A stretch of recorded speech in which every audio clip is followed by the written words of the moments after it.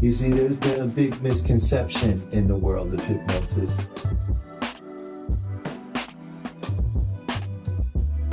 Hypnosis is a natural state. It's something we go in and out of all the time. But we can use that state to affect our own behaviors. So this is a do with. I'm gonna work with your unconscious mind. I'm gonna work with this 88. You're gonna work with the 12, right? Because together, when we work together, we can bring 100% of the mind together. That's the power of your own mind.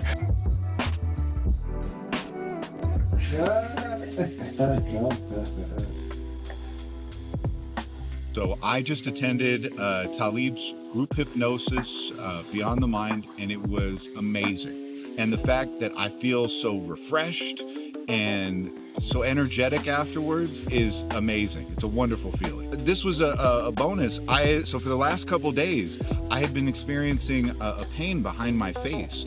On a scale from 1 to 10, not even a 1, more like a dull ache.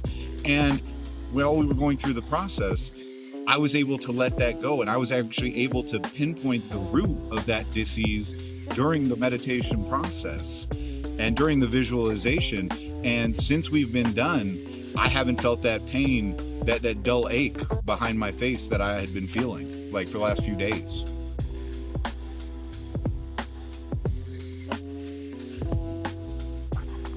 If you're in the Las Vegas area, come and give this a try. It's a wonderful experience, and I'm sure that you'll get some great benefit from coming to do this.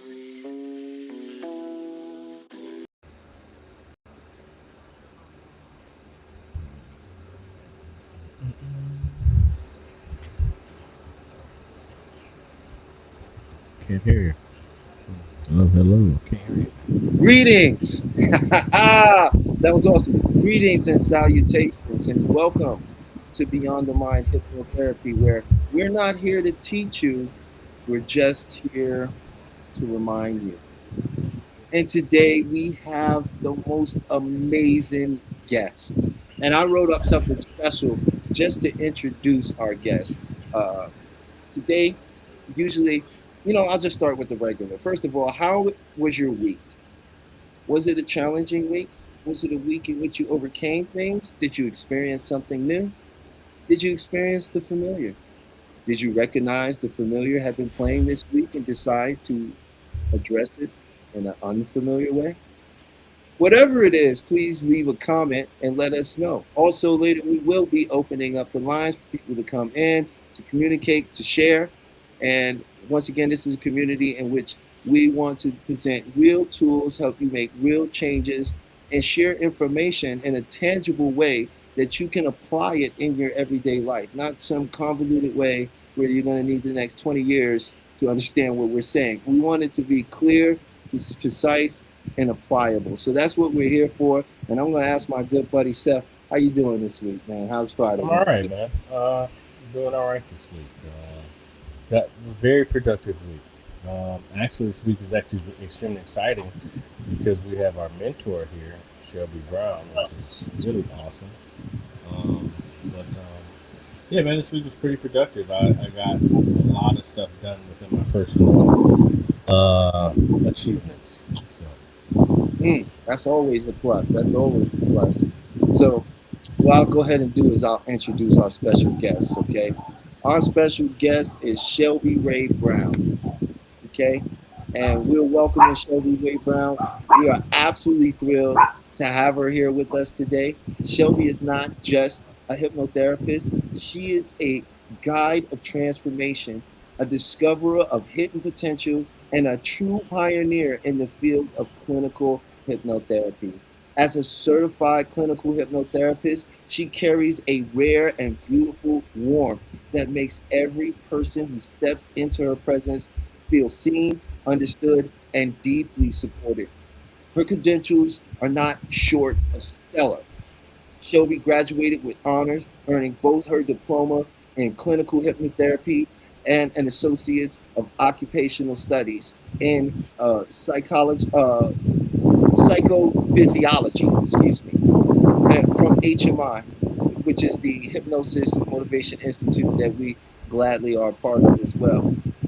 America's first nationally accredited college for hypnotherapy, setting the gold standard since 1968, and Shelby is one of the finest representatives. Since beginning her practice in 2020, she has not only built a thriving private practice, but in that same year, she was invited to join the faculty at HMI as an instructor. She now pours her wisdom and experience into the next generation of hypnotherapists.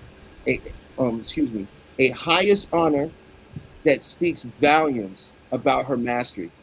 Shelby's expertise spans nearly every dimension of human mind: habit transformation, stress relief, fear and performance anxiety, confidence, and self esteem building.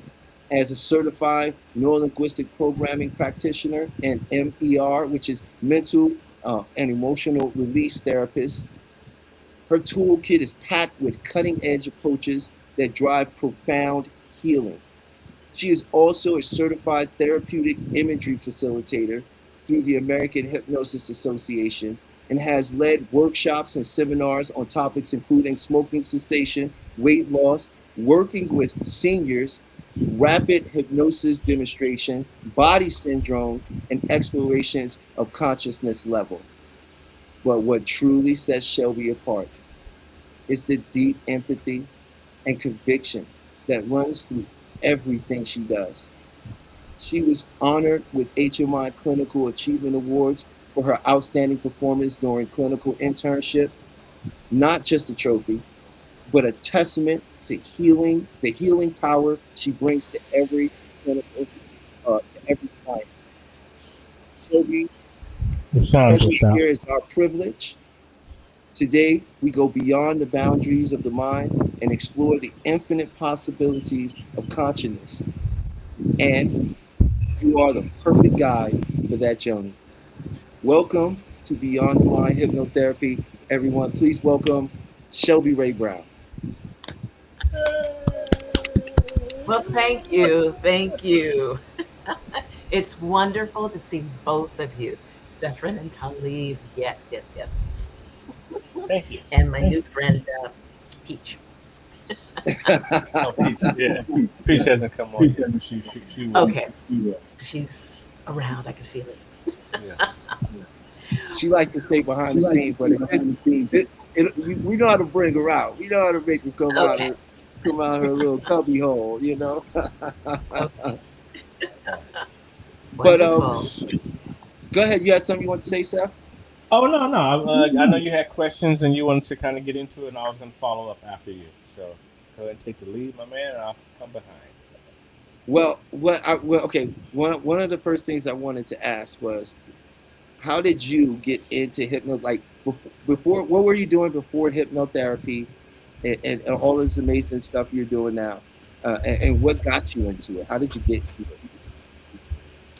It was. I'm gonna say that it was a fluke, but of course that's not really true. Okay, we are where we are, and the things that we run into are, I still believe, are for our best good, even though it may seem terrible, but it takes us to another place because it makes us redirect and rethink where we are. So I was living in Vegas, but I would travel to Los Angeles, which I've been doing for years. Okay. And I was taking a class, and just somebody says, this lady says, I'm a hypnotist. And I said, a hypnotist? And I kept thinking about her, and I go, but you don't seem like a person who, I'm thinking stage hypnotist, because she said hypnotist. And I said, I just kept coming after her saying, what do you mean? And then she would give me a little bit. And finally she told me she's a hypnotherapist and what she did. And she invited me to come to her office because I kept asking questions. And I was invited into one of the sessions with one of her clients. Fascinated, absolutely fascinated. I knew nothing about hypnotherapy. But I kept asking questions because I'm kind of a curious person.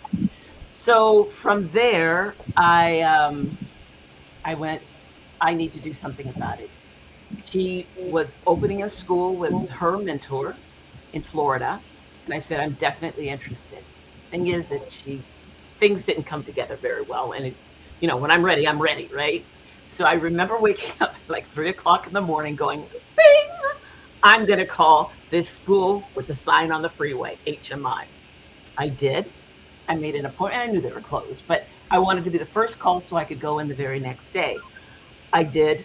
I took the tour before he could say, well, you want to think about it. I said, I'm in. I'm in. And I signed in. The class actually started the very next day. So anyway, I had to rearrange my life because at the time I was living in Vegas, but I was always traveling to Los Angeles. The other part that I didn't mention was I couldn't walk. I mean, I could walk, but I was on a walker. Every step was painful. It was just horrible. I wasn't thinking about healing myself. I was just thinking I needed to do something else, the next step in my life, because, prior to this, it was like coming on 4 years of just being in the bed. I would get up to walk my dog and pray that my dog didn't want to walk someplace else, just trying to keep it close. Anyway, so I found a place, an apartment that they allowed me to just rent by the day. I could bring my puppy, and that's what I did. I went to HMI, and I would stay for the 3 days. Well, it ended up being 3 because I'd come in on Monday, Tuesday, Wednesday, Thursday. I'd leave out on Thursday night. And that's how I was at HMI every single week. And I would do that week after week after week. That's 4 years. That's pretty amazing. Well, okay, let me clarify. I can't say for a full year. I did all that. Then I ended up having surgery on my legs. So I took I think it was about a month for my surgeries. And then we went 2020 COVID. So COVID actually worked out for me because then I didn't have to do all that traveling. And I could just go from my bedroom to the room that I set up as my office. So that's how I got to HMI. But I knew nothing. I knew nothing about hypnotherapy. Now, I see the dancer in the background. Were you a ballerina or a dancer at one point?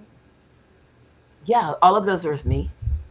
Okay. Yeah. All right. So I don't know how clear it comes out, but the one over there to the side, that's me. I did everything. I was a picture of me in Germany. Teen Wolf 2 with Jason Bateman. Smooth Criminal with Michael Jackson. And then the other one, the black and white one, is a picture of a group that I performed with. Okay, so if you did black and white, my mom worked on black and white too. No. I was just saying that that was just a black and white because other ones are black color. Okay, gotcha. So, yeah. Gotcha. That's awesome. That's still awesome. Yeah. So how long were you a dancer? Forever. I left school. What I did is I went on independent studies. When I got my first job, I went on independent studies and started working, touring around the world. Do you teach now? I do. I've taught since I was 15. Okay. And now, I stopped teaching because I couldn't walk, and my legs, it was just awful. Anyway, so starting the 30th of this month, I'm starting to teach tap again.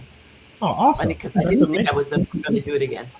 That's amazing. So has hypnotherapy worked for you as a dancer in terms of now teaching? Have you applied any of the skills to what you're trying to do now? Or what you're doing now? Yeah, definitely. Because the thing is because it takes care of your mindset. And part of our teachings is we realize where we can get stuck because of what we've thought are our lives. And I go, okay, I'm in a new period. Of course, that period where I was in bed and then I'm changing my career. But I had a lot of changing in my head to do. And also just the concept of physically, my job being a physical job, that all of a sudden I can't even go walk across the room. And I walk so slow. I mean, really slow. And I'm not going to walk that much faster. But anyway, still walk slow. Now it's like, I am walking, and it's so funny in my advances. As I'm walking, I'm going, oh, I can feel myself going faster. This is wonderful. And then somebody else will go, meow, past me. That's how it feels to me. But this could be somebody with a cane just going at it. And I was like, look at this. I feel like I'm walking fast. And this guy with the cane. I said, I think he's trying to race me. He's not saying anything, but I think he's trying to race me. But anyway. So yes, the mind. From the point of taking class, I instantly started taking the tools and implementing it into my own life, because that integration of the tools and the concepts into your life is the only way you progress. I mean, just through my training, for everything I've ever done, I integrate. And it really helped. It also helped me to get past it, because that's the real big thing for when you're making your money performing and then you can't move. That's Yeah. a Now, big deal. my next question, I'm going to interrupt you, but were you able to, I guess, develop and or find your method within healing yourself? Or It wasn't necessarily healing myself, but it was a perception of options. I was a person, I've always wanted to have options no matter what happens, which both of you are registering right now. You're going, emo, emo. But options. I've said it since I was a kid. I need options. And the Peach? people around me, Peach is the an emo people too, sorry. around me, I'm sorry. Peach is an emo too. We always tell her Okay, Peach. yay. But the people around me I had a lot of fizzes around me, and their perceptions, it just wasn't working for me, because they get locked into, this is just the way it is. Okay, that I'm not that person. I'm not that person. There are options to change things. Things can be, you know. And so anyway, I used the tools, knowing that, but I also knew it was in my subconscious mind that I need to rethink the way I think about my life. So I do that, and I keep doing it over and over and over again, especially when something isn't working. I use the tools to get me to move forward. And because I don't want it to be a struggle, because what are the phrases people like to use? You got to sacrifice. It's a struggle. That does nothing for me, except make me not want to move. So I had to come up with another way that made it pleasurable for me to move forward. Fun and adventure. Yeah. So I have a question for you also. My question to you is, okay, before HMI, you did some meditation or some other spiritual things, right? I don't know if I really classified it that way, because I would always ask people, what are you doing when you meditate? Nobody could ever answer my Right. question. But I will tell you, since I was younger, I would always, because I like being by myself, I'd have these thoughts in my head, and I'd make decisions on what it was that I wanted. And then I'd say, what do I know how to do right now to make that happen? And I would do that. The other Like, part is, okay, I got to say this part too. I also had ideas of what I wanted, and I would just let it go, because I didn't know how to do it. Certain things I didn't know how to do. And because I'd never done certain things, I couldn't give everything, but I would just do what I knew how to do. Just becoming in the entertainment industry, I knew nothing. I just said I needed to be in LA, and I went to LA. And I knew I had to get better, so I started training. From the training, I would listen to the teachers and see what they said. And I would apply that. If it worked for me, I used it. If it didn't work for me, I was thinking, do you know what you're talking about? My mind. But also within that, when they were telling me things, I was also watching them to see if they were an example of the words that were coming out of their mouth. And I found that was one of the best things I had going for me, is just listening and following that. just those simple principles, and I would just do it. And I would just hope that it would work out. I would just trust because I knew I had nothing else. I knew this Right. is what I wanted, and I just did it. And okay, so the other part is that was really great is I didn't ask the people what they thought. And I think that that's really important. Wow. I hope the audience is really catching that piece of advice. That's a great piece of advice right there.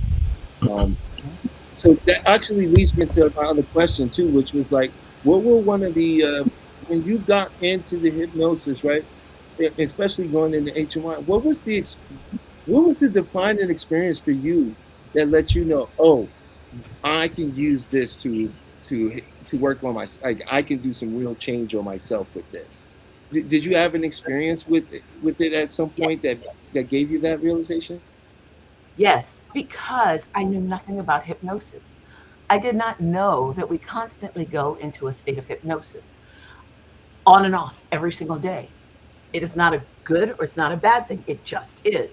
So when there were certain things that I would do and I go, why do I do that?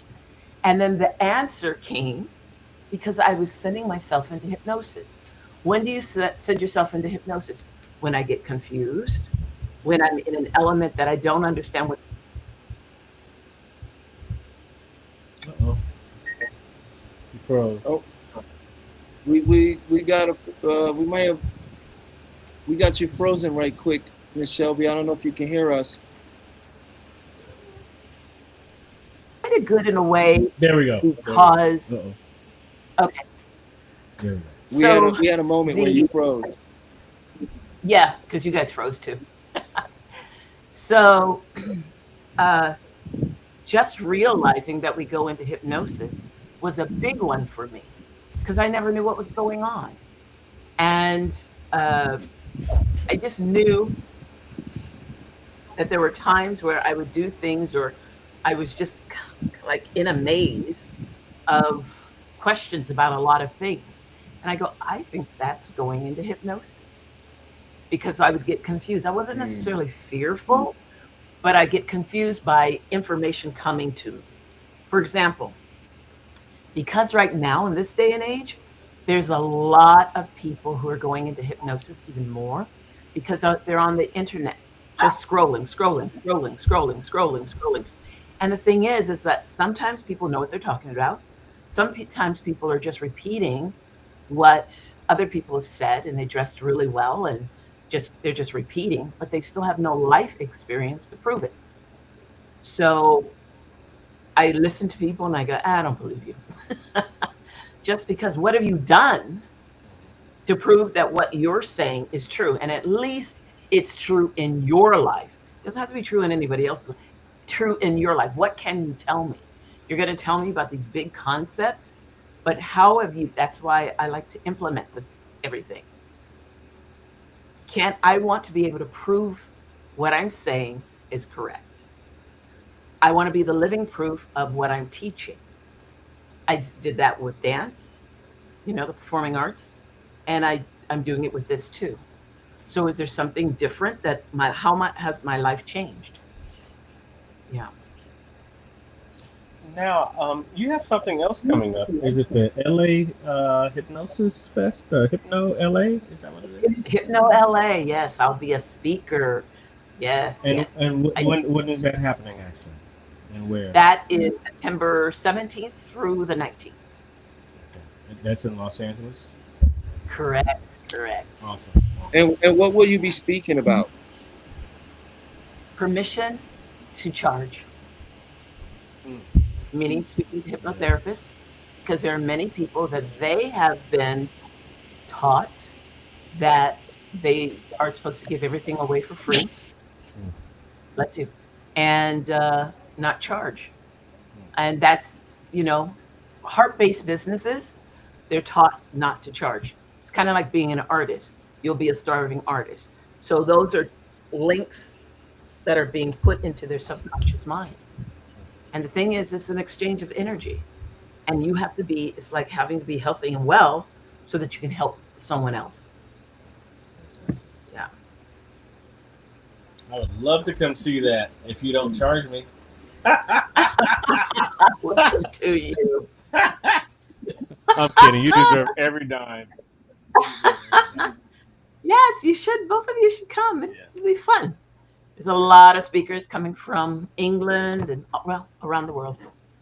I saw that, and it seems to be getting bigger and bigger as the longer Yes. the days Well, it's go the first on. year. It's the That's first year. Okay. hmm hmm And hopefully with, your podcast. Ooh. Oh, I've got an idea. I love Okay. ideas. We love ideas. Yeah. I'm thinking that there's something you could do with this. And Hypno LA. Awesome. Good. Awesome. Happens on a Friday. It might all align. It's Friday, Saturday, Sunday. Mhm. 3 days. Well, Friday night, Saturday, Sunday.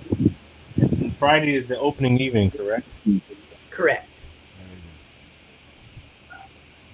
All right, I also want to put you with a group called Black Hypnotherapists. Oh, His name is awesome. Stephen. I don't remember his last name, but I will put you in contact with him also. Okay. But I think it could be very interesting for both of you. and I'd like to we ask didn't a even know- question real quick. Hold on, Seth. I got this real question I'd like to ask. Okay, I'll let you jump back in there. I gotta ask. Okay, is it all right? Is it all right to ask you to explain your theory on somnambulism when it comes to Black people? Yes, it's not documented everywhere, but I really do believe that pretty much 99% of Black Americans, specifically Americans, are somnambulists. Why? I think it has to do with two things: survival and artistry. Because the artist hears and visualizes everything, but it comes in differently, right? So that's one thing. And then the other is you've got to be able to hear everything the way everybody says something so that you can understand, so you can survive. So that's my theory. Just innate And I survival just tactic. have noted, yeah, because you're under fire all the time, you have to be aware. You must be aware of what's going on around you. If you can only understand, I mean, everybody understands everything, but you're sensitive to both sides, whether it's direct or indirect messaging. You have to be able to understand both so that you can survive the next, day. Now, we all know it's very few of us. Has it been advantageous for you, or have you found it being more difficult, or it just is what it is, and just has found your lane as a Black hypnotherapist? I have found, because I ask every time, why did you choose me? I ask every client. Sometimes it's the color of my skin, but I will tell you every single time there is a correlation between me and that person. History, things that they don't even know about. The common ground. Don't even know. Yes. And I think, which says that as we live our lives, our experiences stay with us. There's a lesson, feedback. Everything is feedback. But the lessons that we have as we have talking in a circle, we learn certain things, but those lessons stay with us. Those lessons that are staying with us as we proceed the next day and the next day and the next day shapes how we do everything. Okay? So it's been very, very interesting. I can There's say always that too. something. And sometimes people say, oh no, it's just, I enjoyed your energy. And then I'll go, okay. But as time goes on, I go, that's what it really was. That Something common else. ground. Yeah. Yes. It's amazing that So we in can other find words- our clients that are like us. Yeah, so in other words, we're going to attract the clients based upon the things and experiences we've had that we've either overcome, worked out, or somehow Or in the midst of. in the midst Yes. of, right? Yes. Because it's a All of them. reflection, it's a mirror, it's a mirror, Yes. right? And an energy. It's an energy of how we are traveling through this world. There, there would be, I'm sure both of you experience, and you'll meet somebody and you go, ooh, I don't want to be in that world. Nice to meet you. You move on, right? Yes. Yeah. You know, it's I just don't want that energy or that the way you're living to be part of my world. I was telling somebody once that it's a thing, and you think that you're strong enough to make it through, so you start taking on other people's burdens. That thing is living on your back. The thing is, you can't see it, but the other person can receive it, and you think you're doing just fine, but it's sitting there whispering in your ear at times, and it's starting to help you make other decisions at that level. So when you're in a situation and you're going, oh, this is not how I imagined my life to be, take an exam. It's called feedback. Take an exam of your life, and then you go, what is it I'm really believing that is keeping me here? And spout out anything, even though logically, what we both know, all three of us know, that we can say that doesn't make sense, but somewhere we are still believing it and riding that energy. So if it looks like, if you want it to be something else, you have to go to that energy level of what that looks like in your life. Have you found that if you see improvement when you have a client and you're going through, because we all go through different things in our life all the time, we're normal, absolutely, or weird people, whatever you want to call us, we're who we are. But do you find that when you are ascending or fixing your problem, you also see the same within some of your clients? Do you see that? Is that ever, does that coincidence ever happen? I have found that their language changes. Definitely their language changes, and you can tell that they are believing it, because when they say it back to me, they say it in a way as if they own it, like they've never heard it before, but it was like a discovery that they had. And so I consider that an energy that they have just stepped up to the next level of where they were.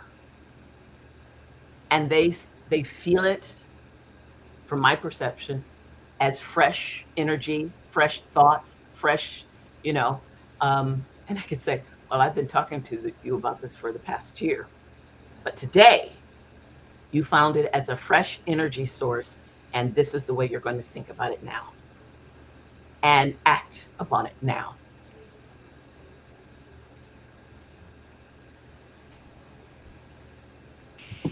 Wow. Wow, that's awesome. I mean, we're shocked. We're just listening. Yeah, I mean, that was mind blowing. I mean, I have more questions too, like, because we got a chance to share you with our audience, and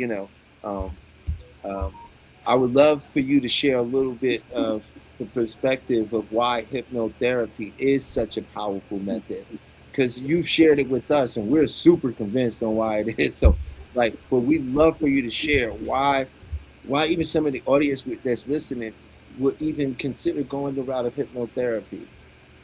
Because it works. That's the thing. It works. It works, and it happens quickly. Quickly. I remember watching, when I was growing up, these TV shows with psychiatrists. I mean, they were comedy TV shows, and their clients would be with them for 10 years, 20 years. And I was thinking, wow. And but they were the same person still. Okay. They hadn't evolved at all. But with hypnotherapy, the evolution is happening before my eyes, happening before the client's eyes, within their life. they can feel it, they know it, they can feel the clearing in their head of like, got it. And they move forward and they know that it's here and in here.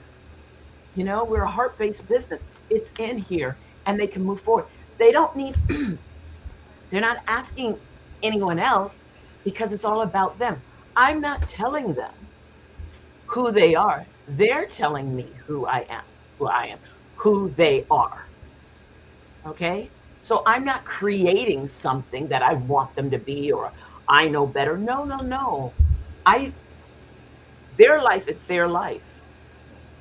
Talib, you could say, let's say we've known each other for 20 years, okay? But the thing is, I don't really know everything about you and everything and where you want to go and what you want to do and how you perceive it to be. I don't know that. I only know what I possibly would do, but you really do know. But through hypnotherapy, all of that becomes very clear to the client and they know what to do next. That's the part that's just amazing. They know what to do next because the possibilities have changed within their minds of, yes, this is possible and I'm doing it. It is not magic. It's already in you. But through hypnotherapy, the blocks are being taken out, the cobwebs, all these thoughts that never served you, but we were taught about it our entire lives. Okay, I've got a good example. We are in America, we are educated to be employees. Through testing, proof that you know what you're talking about.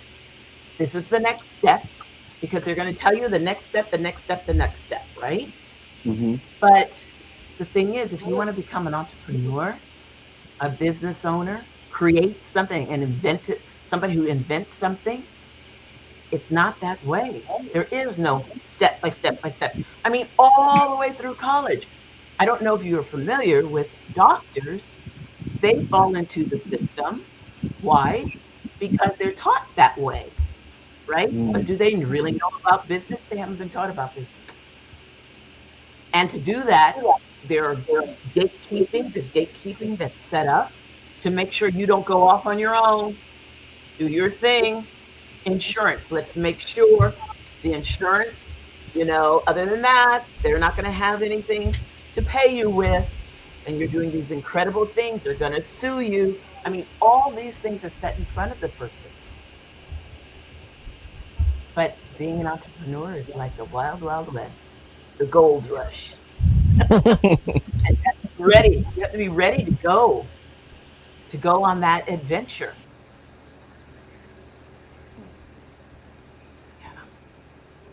What have been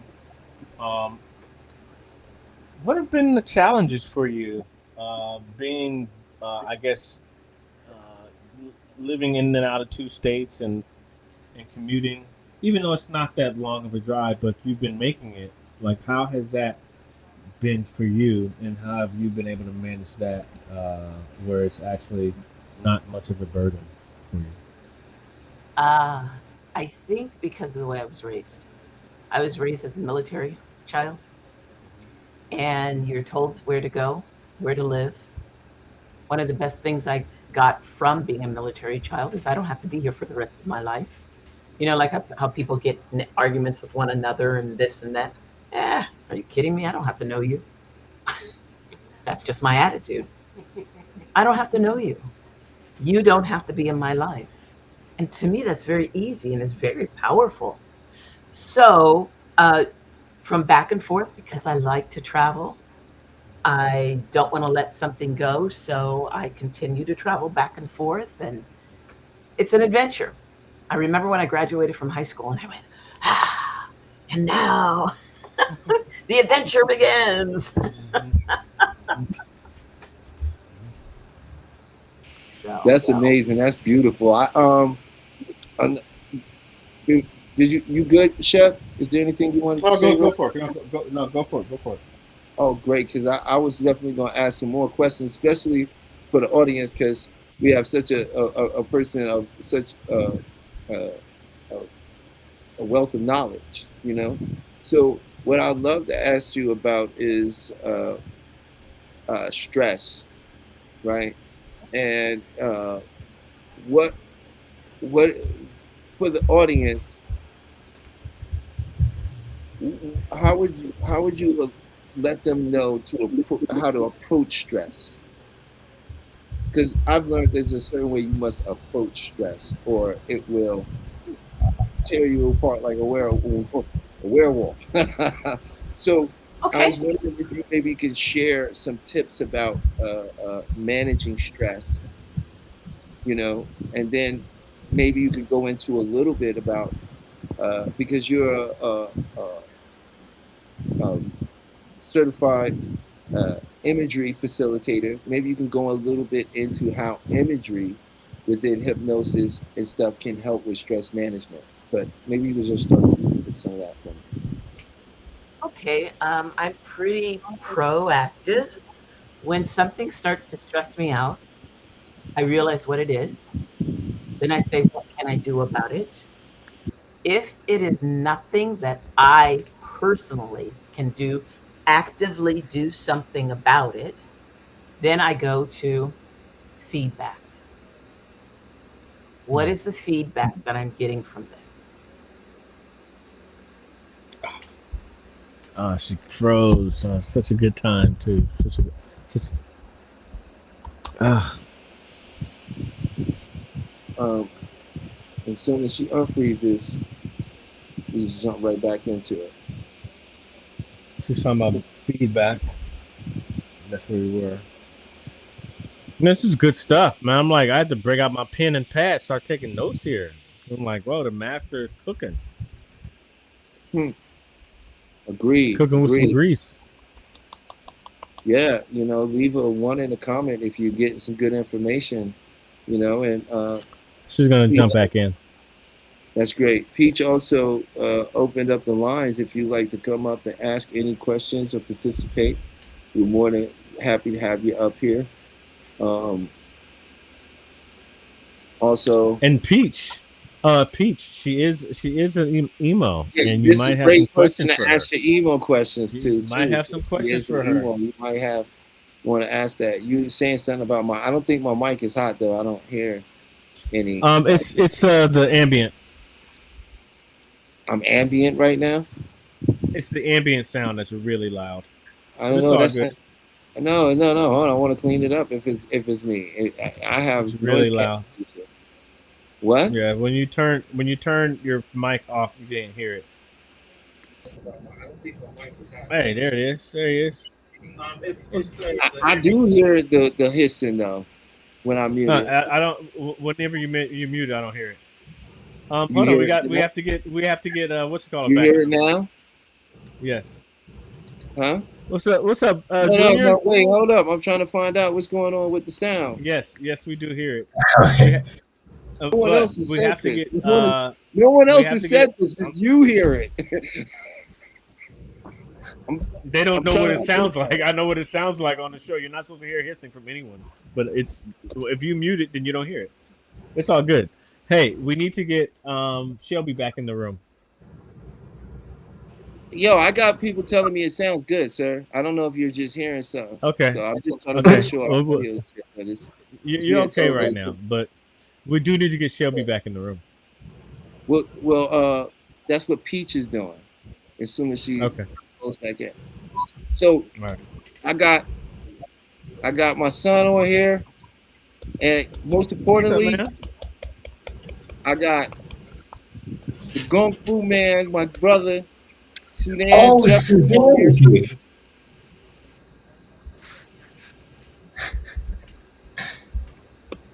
Yeah, you looking sharp, yo. Yeah, you told me that you were doing a show, and I was like, okay, well, any excuse to dress like a hypnotherapist before I'm actually finished with school, I'll take it. What I'm reaching out to where are her you right at now. right now? Are you in the I twos or are you in the threes yet? I'm in the threes. I just started the threes, so A 301. yesterday Oh, this is was when it gets my- good. Yeah, yesterday was my first class for family systems. Yeah, this is when it gets good. This is when it gets real good. I still owe you one. That's a later conversation though. Yes. Oh, I saw. Did you mean to send me I saw a link on Facebook the other day. I don't know if you meant to send that to me or my Probably your dad. dad. Probably your dad. But you probably thought it was interesting too. You guys have the same taste in education or information. Oh yeah, I'll take that anytime. Yeah. That was Facebook, huh? Yeah. So I guess I'm not friends with you, but you have the same name, so I just look at the name. Yeah, I think on here in the school we had to change it in our names. It's the only place where it has like junior or senior at the end of it. Uh-huh. If you do everything you need to do, you will be out in no time, my man. You will be ahead. You just continue to do what you're doing. You're so far ahead of the game. You have no idea. I keep hearing that. Yeah. Yeah, at your age, you have no idea. You just need life experience. You get a little more life experience, no one will stop you. The world is your oyster. But you can't rush that. That just has to come when it comes. Right.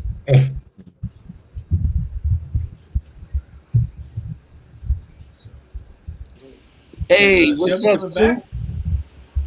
Yeah, I'm working on that. Okay. Hey, what's up, Sue? Are you there, my friend? My wise one. I don't know what's going on with his. We can't hear you if you can hear us.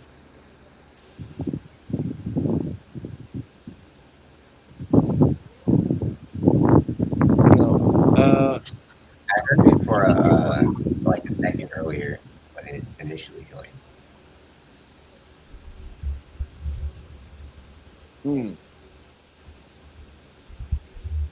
Okay. It's saying that she's unable to connect to the room for some reason. I don't know if you're hearing me.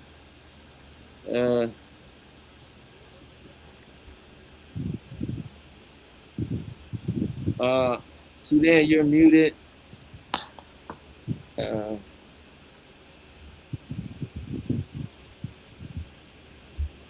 I'm going ahead and letting Peach know what's going on. Peach, she's saying that she was unable to connect to the room.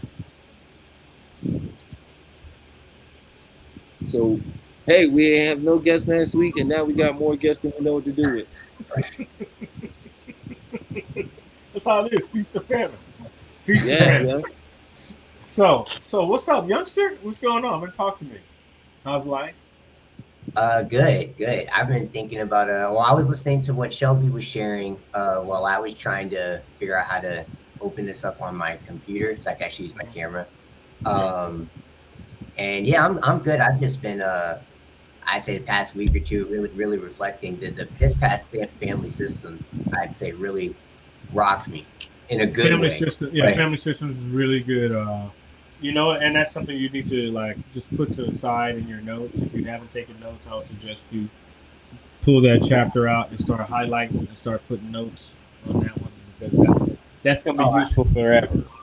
Yeah, I can already tell that this when I started looking at the rest of the modules for 301, and then next week I'm going to be frequently going back in and out of these workbooks and watching the videos for it, especially family systems. That was, I felt like that was just a definite overload of how much realization was happening in terms of identifying these elements within my own life.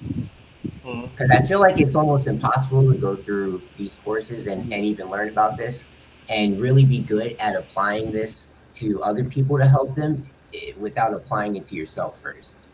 Yeah. Which is what Shelby was talking about earlier. So I was like, oh yeah, it's a master for a reason. It's damn near impossible you have to apply this to yourself. Because right. You have to understand how it works. Right. And we're our own test dummies, fortunately and unfortunately. But self-application. If you heal yourself, then you've mastered yourself, right? Right. And that's the goal. So, how can you tell? How can you teach someone to master themselves if you haven't mastered yourself? No one's gonna listen to you. It's not believable. Right. No one's gonna. So, I mean, I noticed to stay on that point, an important concept that they were talking about in terms of like functional and dysfunctional families, without going into it. Being great at repair, just taking that concept and applying it to yourself, instead of just kind of going through life feeling like something's happening to you or something's wrong with you, but being good at being aware and then using the tools to be able to repair yourself or have that mastery over yourself, and then you can go out and do it to others. have you been able to apply anything, any mythology to any of your own personal tribulations or obstacles? I shouldn't say tribulations, but I should say obstacles.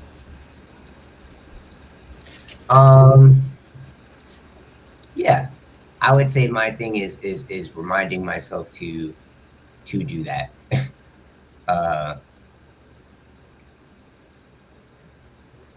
Yeah, but I would say I definitely have recently. I'm mainly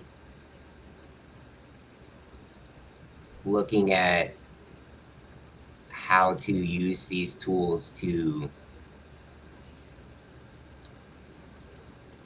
have a better intermediate relationship within myself, and specifically people around me.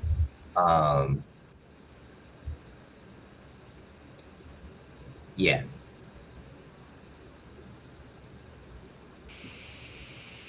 Awesome. So I'm waiting on her to try Firefox. It's her connection has the issue. So I'll let her know we're waiting on her. No problem. We'll figure it out, and she's gonna try to come back in again. So we have that, and Sudan is going to be speaking, I guess, momentarily after he finishes something he was doing in the back. So that is the update. All right. Well, Yeah. it's a very knowledgeable, a lot of information on this show, which I have really appreciated. Got to know her a little bit better. You know, it's different when you get to know the human. You know, when you get to know the human a little bit better. Oh, okay. Because, well, Shelby and I, I know, you know, when we first met, that she had just some issues with her legs and walking and shit. You know, had 6 back procedures within the year. So I don't know anyone who's overcome that stuff. And I'm like, wow, this is pretty amazing. All right, look who's back. Yeah. Hey, welcome back. And we know exactly where you left off. You were talking about the feedback. But before you go there, look who's here. I see that face. Junior. Hey, how are you? I'm great. How are you? And I'm not great. I'm sorry. I'm magnanimous. Yeah, I saw my Desi was doing the show today, and then I saw when I came in and I saw you on here. I was like, oh my gosh, I got to get on. It's Shelby. I can't miss another opportunity. Okay. My computers and everything. Yeah. Oh, okay. Okay. So Awesome. where were we? So, Body feedback. yeah, body feedback. You're talking about Oh, being able to. I was saying. With the stress. With strap, yeah. Okay. Okay, so one of the things that Joe Cavanella had said when I was going in school is he always talked about feedback. Well, in the very beginning, he says everything is feedback. So, because you were asking about stress, and I said, feedback, okay, let me find out about it. So I got to tell you, in the beginning, it was not pleasant, because the thing is, the feedback was always negative stuff that was stirring in my head. Then I went through Okay, so if I were the person, what would be my perspective? And then I went, oh, they're in their perspective, but it is completely different from my perspective. So therefore, I would take myself out of it because I can't be responsible for the way that you think. So that's one thing. Mm. The other thing is there are always situations I can't do anything about what somebody else does. I have no control over anybody. I only have control over myself. So therefore, I had to think, what can I do about it? Sometimes it's nothing. But when I say nothing, is meaning the way that they think about it, the way what they're doing, all those kinds of things. No. But what can I do about it? Meaning for myself. I can change the way I think about it. I can, just make other decisions, which sometimes it just changes everything because I decided to approach it in a different kind of way. And I go, oh, okay. So that helped. But I have to honestly tell you that in the beginning, sometimes in the beginning it was like a month from one thing. And I was like, oh. But now I can say it's like a day. If something unpleasant is going on or is happening, like a day, something that makes me feel like I'm more in control, because I cannot control anybody else. But I can do something about the energy. That's how I handle the stress. And I found that it's really, really worked because a lot of times it's just perspective, right?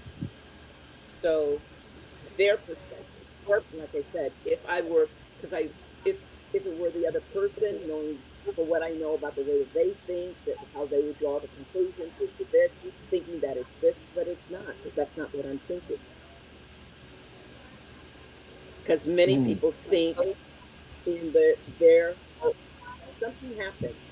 So they're thinking that you are behaving the way they think.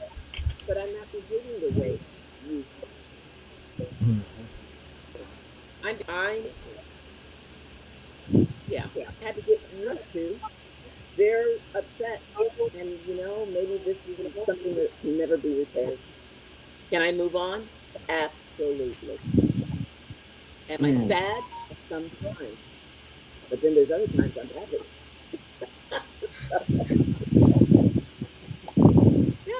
But it's okay. Because they're allowed to live in this world the way that I'm allowed to live in this world. I do not have to think like them. They don't have to think like me. But one thing for sure, I want to be happy. Yeah. That's Well, what I that do was about stress. Well, that's great advice for everyone.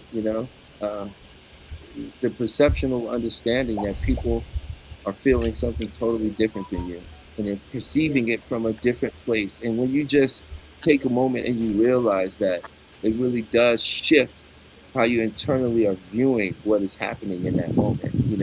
And just taking that moment takes you out of the place of making a bad decision or doing something irrational, because you actually are thinking in the moment where you might have been reacting. And Yes. that's very powerful.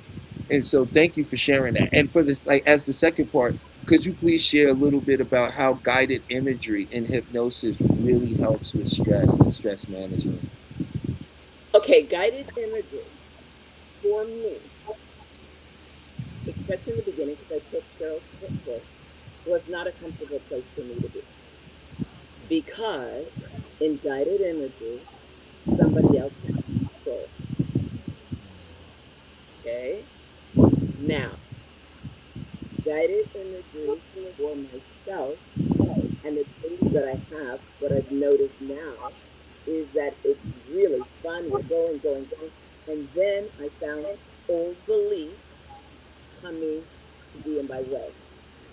So I'm going, oh, I've got a negative perception of the way this situation may turn out.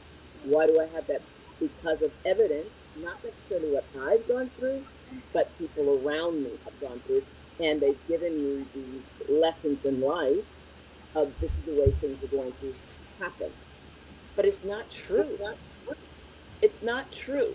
The reason I say that is because Well, if I had told people when I was younger the thoughts that were in my head, possibly they would tell me it's not possible. That's just not possible. I'm this introverted military kid, right? And I remember watching on television Michael Jackson, the Jackson 5, and the guy commentating on the show that he was on. This guy's a genius. He said, genius. I'm looking at the television and I go, I'll find out when I work with him. I'm 7. I'm 7 years old. I'll find out. First of all, where did I get that thought? Where did that come from? 7 years old. But I will tell you, when I was on the set with him, and we were going through different shots and watching how, because I'm watching how he works, because I need to get the lessons, right? So I'm observing. And he did something, they were filming, and I'm looking at the screen. It was so grainy. I could barely see what was going on. But he had the vision of what he wanted. And he, spoke with the director. And they were, going through everything. Then we reshot it in a way that he wanted. I go, that man is a genius. Yeah, a lot of nerve. That's what people would have said. You're never going to be working with him. You're never going to be near him. And just to be clear for the audience, we are talking about Michael Jackson. Yeah. I just wanted to be clear for the audience who we're talking about here. Right. So we're on the set. These things aren't possible. Well, yeah, they are. When I arrive, he would be greet me in the morning, have a little conversation, and then go, come on. Do you know how I'm sorry. I didn't mean to interrupt. Sorry about that. No. Finish. What were you going to say? No, go ahead and finish. Your story is way more important than what I was going to say. Go ahead and finish. Oh, okay. So, no, I was just saying that I believe other people would have told me that these things wouldn't be possible. I got a lot of lessons from him, and that was wonderful. An opportunity to work with him. What I was going to say is the entertainment business brought Talib and I together here. Oh, yeah, so we did I did a commercial out in Vegas, and he was on the same crew. And we worked together, and I think I told him, I says, man, if you come to LA, I'll hire you like immediately. And when people say that, they don't really believe it. So it's like, but then so we saw each other in course. I'm like, he looks familiar. So, but it's just kind of amazing that how life brings people together that are on the same. It does. Yes. Yeah. And you saw him recognize his energy, but think about that. The energy where both of you are in the same place. Look at this now. Both of you are working together. Right? So it actually came through. But it was mutual. Yeah. Life is pretty amazing. Yeah. I agree. And, I could keep, I got more questions. I love to pick your brain because it's so interesting. And Peach, if you have anything you want to ask about emos and stuff like that, because this is the perfect. Matter of fact, Peach, please this come is the up. time to ask. She won't come up. She won't come. Never mind. She's not going to do it. Peach, this is the time to ask, because you ask us all the time. So, what are you? Fizzes? I know, Talib, you're a fizz, right? Mm-hmm. I'm Sonambulist. But I mean, but on what side though? Because you never put 52, 46, 52 fizz, 46 emo. Okay. I'm a somnambulist, but I thought she was asking in the ENP relationship. So in relationship, but that makes me a physical. I'm a physical, but when it comes to hypnotism, I'm just somnambulist. I'm like, sleep. Okay. But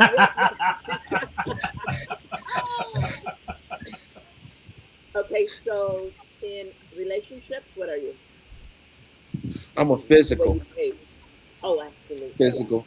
How did I even asked. Yeah. Stefan, what are you?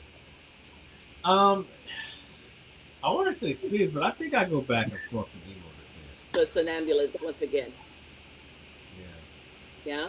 So you're your head and your heart at the same time. Yeah. Okay. And Talib Jr., what are you?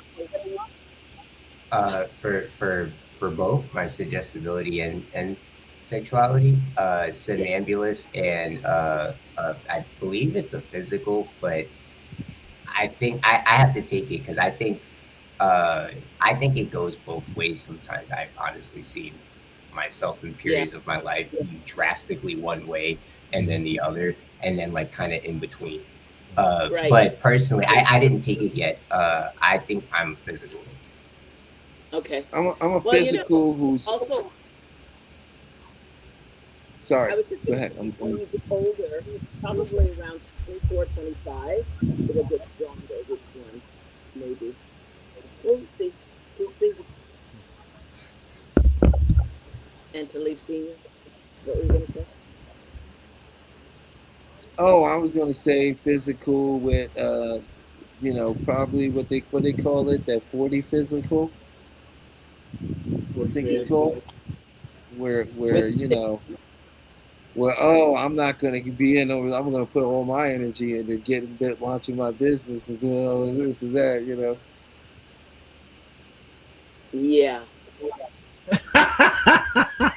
He's avoiding conflict. No, That's what that's about. Conflict avoiding.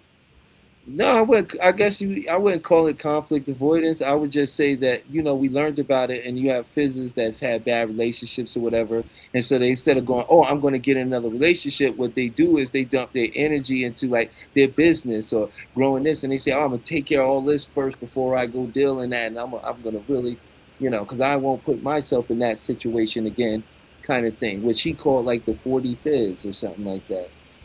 40% of physicals are like that from, and I'm open and okay with acknowledging that, I had some relationships that caused me to get into a particular headspace, This is when we get to laughing. When we get to. Why are we laughing at me, sir? What is he doing? He has this thing. He's been trying to get every show. He's trying to. It's like Pinky in the Brain. You know what I mean? He's really working to get to, because he's like, I get to him so much. He's like, one of these days on the show, I'm gonna trip him up. But I'm looking for him. He keeps buying all of his products from Acme. So it never goes quite the way he plans to. It's why we make such a great duo, Well, being in the somnambulous state, you've got both sides working for you. It's okay. It's wonderful. And it's artistry, So. It's such a blessing to have you here. I when he told me that you were coming, I was like, "How did you get Shelby?" I'm like, "Really?" I was like, "Whoa!" I was like, "Okay." And I had surgery, so my time to schedule has been completely just. So I had a speaking engagement, at least I thought it was today. So I was like, "Oh, that's today." So I was like, "I think I can only do an hour." I was so off. It's literally a month away from now. So I was like, yeah, man, that was one of those times I was just off. So it's coming back. It's coming back together. Well, when all these changes that we're making in our lives, what I've noticed too, even myself, is time goes. I'm telling you, 2 days ago was August 1st, but the time is going so fast that I think it's because I have made these changes in my life and the things that I want to do. And it just goes. It keeps going. But I'm really, really happy. So, yeah. But the time is all over the place. Hey, Talib, is there anything that you would like to ask Miss Shelby? I know you got good questions too. So please, is there anything you want to ask? Wow. I feel like there's a lot I want to ask, but when you ask me on the spot and I wasn't prepared for that, I feel like I have nothing to ask. but I know Actually- I do.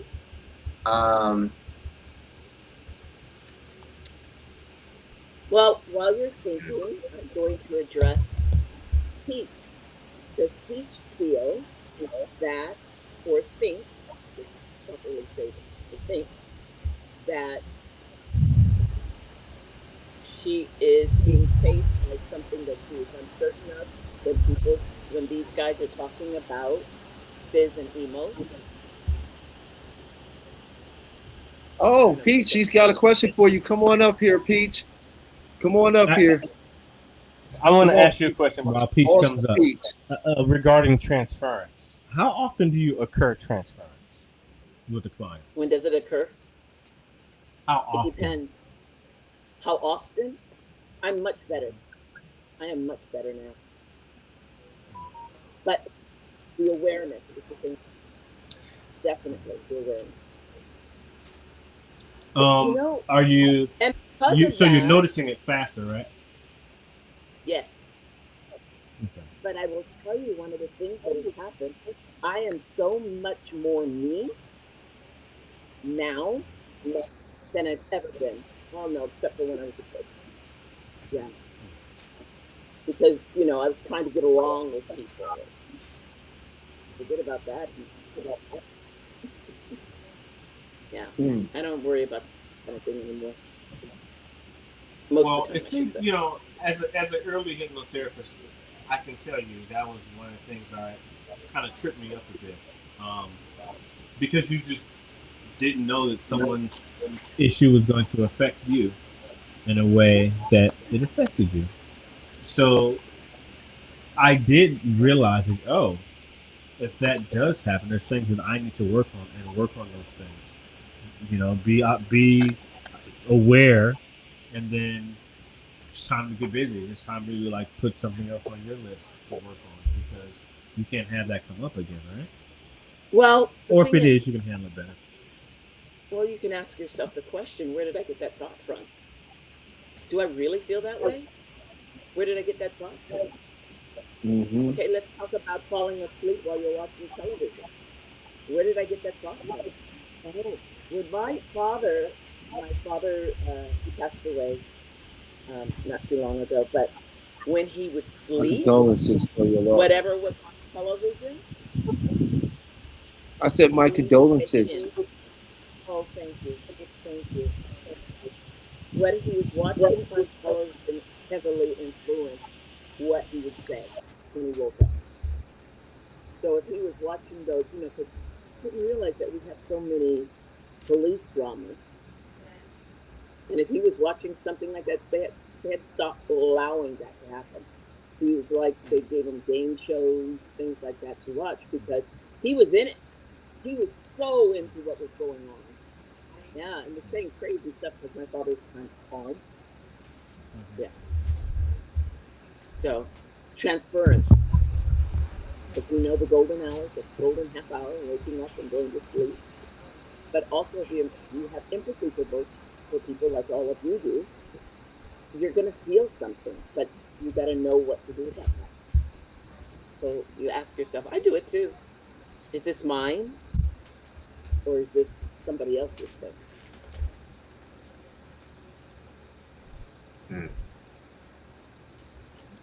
So That's Peach, you don't want powerful to right answer there. my Peach, Come in, you- Peach. You don't want to answer a question, Peach? I know you do. That's not like you not to ask questions. I'm so unfamiliar with this one. Where you at, Peach? We gotta give her a second, let her come in. I know she would come in. Okay. You don't wanna push her. You wanna scare her off. She scare her off. There she you know? is. There she is. Aha, I knew it. I said that word. She was like, I ain't scared of nothing. How dare you use that word with me? Hey, Peach. Hello. Hey, Peach. Hey, what was the question? I didn't hear the question. So when they're talking about Fizz and Emo, are you understanding what they're talking about?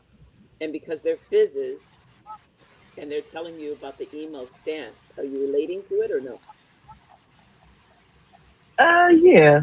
I mean, I understand it. I can't quite put it into words, but I do understand what they're saying.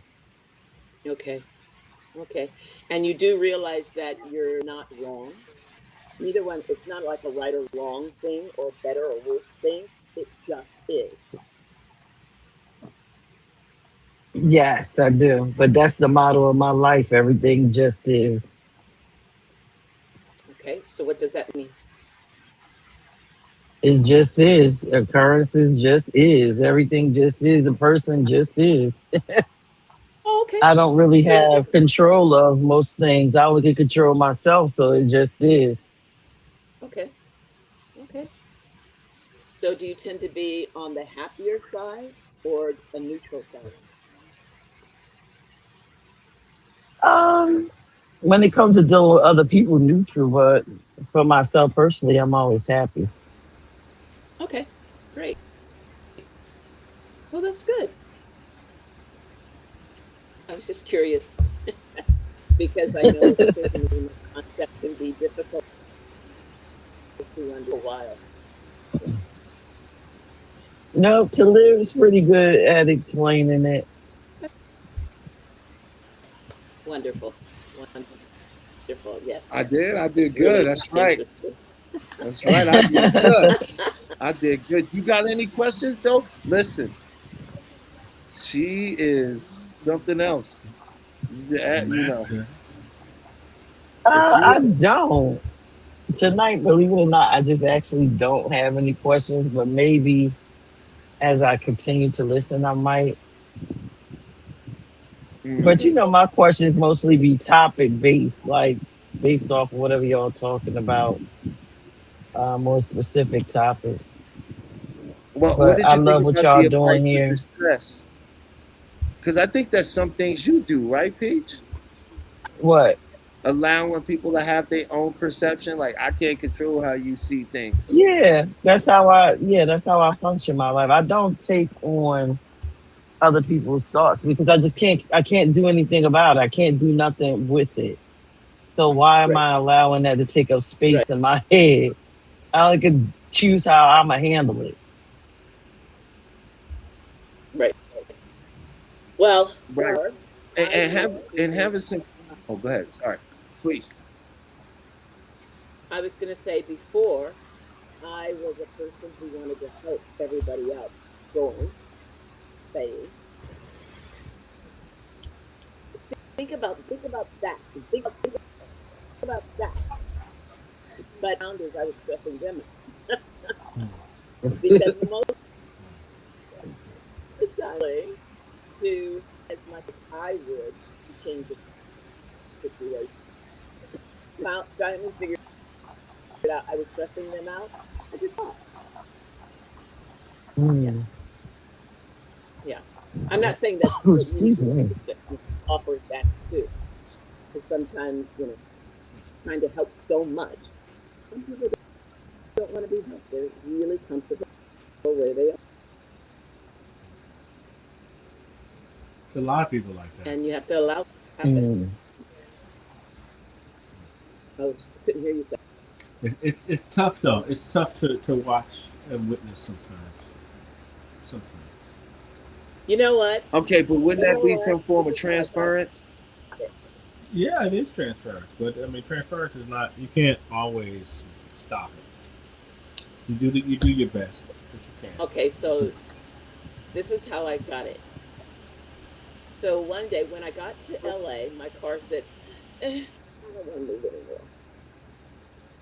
And I said, not buying another car. Take public transportation because I don't have anywhere to go. My business is online. If I have to go anywhere, it's going to be a short jaunt and back anywhere to go. So I was on the bus, I think, and oh, she was shriveled up, and I know she needed some kind of hydration. And I said to her, "This, would you like to have my lunch?" She looked at me like I had cut your throat. She moved me away from me, and she walked as far as she could go to the other side, the bus, another direction. Ooh, I guess I should mind my own business. So then I took the bus stop, and I saw another man in the garbage, picking what he wanted out of the garbage. And I walked up close to him, and I said, and like this from his head, I said, "Would you lunch?" And he once again gave me my business. The same. How dare I interfere in their life? Made decisions, comfortable with their decisions, whether or not things inflict pain upon them. But how dare I tell them how they should live? How dare I? That's my lesson. What makes me feel? Why should I feel better than theirs? The only time I think that anybody can really say anything is when they're a parent. But other than that, how dare I? I know I want to live, so therefore I make decisions. If they came to help me, I can. But how dare I go into their room and say, "This isn't good. Do this, do that, do this, do that." So that's what I learned from the non. Wow. That just, woo. Hey, Talib. I don't have the right to do that. I agree with you. That's how I actually approach my day career. When I go into people's homes, and I don't push my own personal thoughts. I just go with the flow and do what's within the parameters of my job title. I'm a visitor in their space. So Mm. you got good information. Their space. Yeah, I mean, I'm going to use that. I'm a I visitor mean, in their space. yeah. It's really good. When I'm I taking notes. Dang, Peach.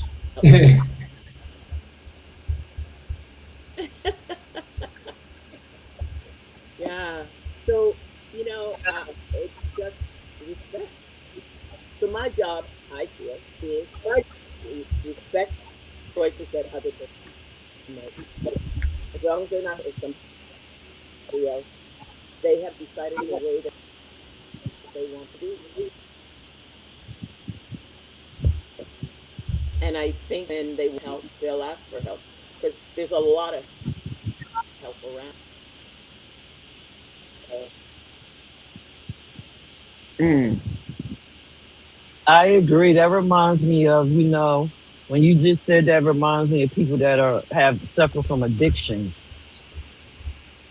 You have to allow them the time and space to decide that they want the help. So that's how I kind of look at every And behavior, everything people do. we always have to be aware of secondary gain. We don't know ourselves. We don't have everything that's good. People can tell us a lot of stories, but then I say, "Yeah, but I didn't tell you this part," which changes the entire story. But secondary gain,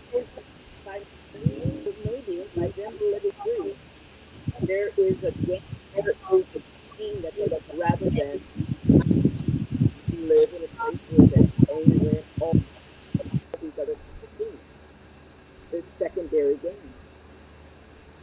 This is a better situation for them. To be aware of that. Just like a therapist, when people come to you, they're coming, they believe the problems. That could have been something that had a label, because they had a lot of labels that people put on people. But you have to listen. They may become, but not the real thing.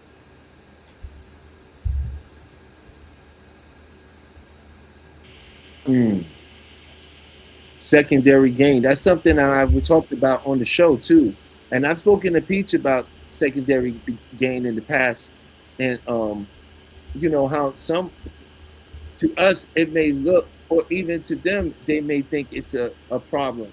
But they may be gaining from it. It may be serving them in a way that they're unconsciously allowing, you know. Absolutely. And when we get to the root of a cause, we're able to change all of that, you know, opposed to dealing with the symptom of the thing. I get these headaches, or oh, my neck here, you know.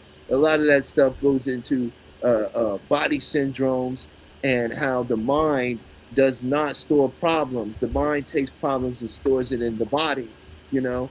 And when you can identify that body syndrome, you're much more effectively, as being hypnotherapists, we can actually get to the bottom of the issue and really help them make a long-lasting change while transmuting what was there into something more useful and beneficial to them.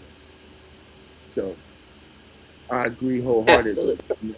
So, yes. But like I said, also, I take everything that I do, I mean, in my life, and I put it in my life. So if there's something I've done in my life or situation that is, and I look at, is there a secondary gain in this? What is it that I don't really want to do? Own to? Mm.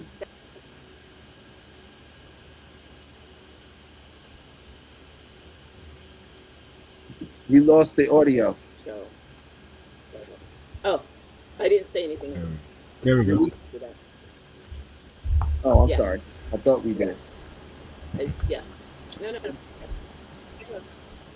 This is just an enormous amount of information Yes. that I'm so glad that you're coming to speak with us about. This is awesome.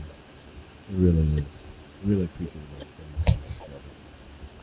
Well, you know, there's a lot of communities that have been taking advantage of hypnotherapy, right? There are other communities, and just for a moment, I would like to just shift it into what we might call the African American or the Black community. And maybe you could talk a little bit about hypnotherapy within the Black community and how that could really be a benefit to the Black community. Well, one thing that I've learned to have my career in all marketing, because okay, to see, and then to able to take advantage whatever I have to offer, because I have an insight into that world every single day. But I will say I have a lot of clients and they're just open to it. Other people don't know what it is, but it's good. Mm. That's powerful. That's powerful. Yeah. This thing is how quickly it happens. And so what I've started telling everybody is put it in their budget. Just put it in your budget. Right? Put it in your budget, because the thing is, the return on investment, the ROI, is incredible.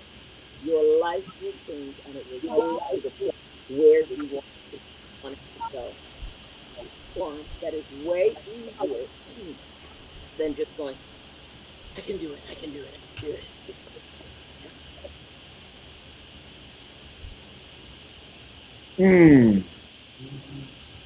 Right. It's better than trying to will yourself through it, right? Like using that conscious willpower. It's going to burn out at some point. Yeah. Yeah, that dude is just now.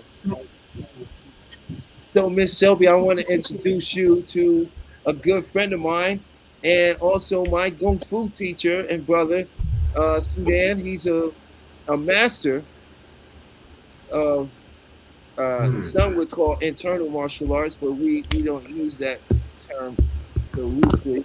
But he is definitely certified master of Kung Fu. He does Dai Xingyi Chuan, Cho Xingyi Chuan, Baji Chuan.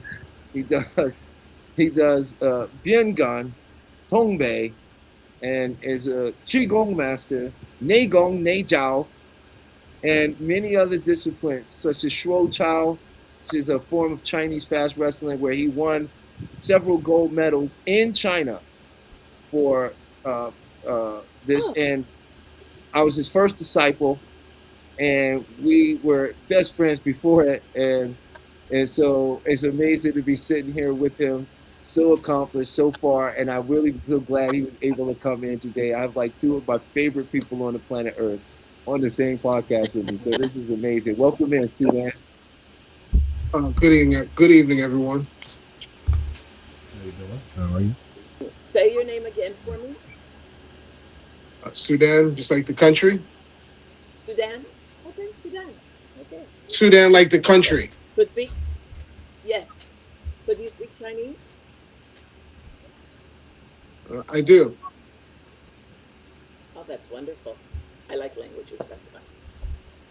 Mandarin or Cantonese? I speak Chinese. That would be Mandarin. So why don't you just tell us a little bit about what you do, brother, when it comes to that world, man? I hope that was a decent presentation or a little bit of introduction to you. A little over the top, but it was sufficient. It's true. I didn't lie. It was nothing but facts, though. It was filled with facts. Thank you. Yeah, we want to convey relatable facts too. A lot of foreign words don't convey much meaning. They just sound exotic for sounding exotic. He has spoken so highly of you. He has said that you and I need to meet. It's a blessing to be spoken highly of. You know, that's a merit to Talib's own merit, if you will. You know, when you seek out certain things and you exchange information, it's good to be of like minds, and that's what allowed us to, you know, achieve a lot of things, being like minds from the beginning.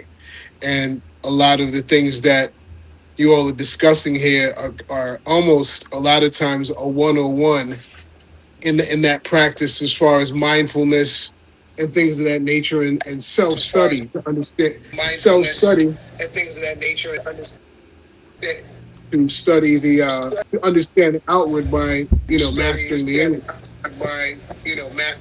It's weird. You got a feedback? Yes, I'm getting a strange repeat of everything I'm saying. How do we fix that? Let's see. You don't have your. Not watching it on another device or something, right? Everything's repeating. It's wild. Miss Shelby, could you try to mute your microphone?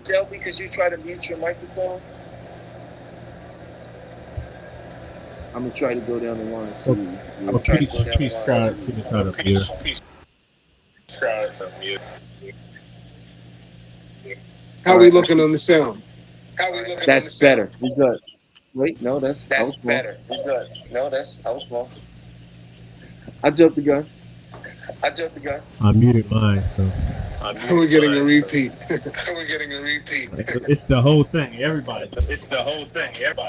Okay. I thought it was mine, but I muted it. It was still doing it. Well, hey, brother Sudan, I'm sure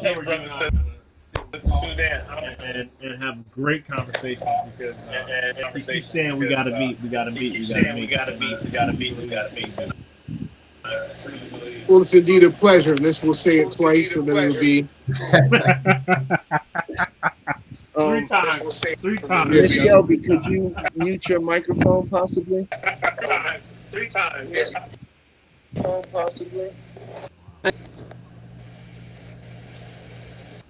Oh, is it there? Are we having it? I was thinking, oh, it doesn't want to. Oh, is it there? I just won't let me come back. There we go. Maybe. Can you? Is there a way for you to? I don't know. There we go. There we go. I no longer hear a repeat. Oh, there's I Oh, there it is. never mind. That's yeah, it's Oh, repeated. there it is. Uh, And so again, we're all on. Look, it's so amazing. We're There's all too many on. great I people think here. I don't I think the think universe it's knows the what to do energy. with it right now. It's like, yo, I think we're something good. gotta give. I think we're good yeah. now, gentlemen. Yeah, we are. Here we are. We made it out the back rooms. Well, I'll be the ultimate test if I hear myself again. I think we're good. It might be really good. No repeats. All right. Good evening, everyone.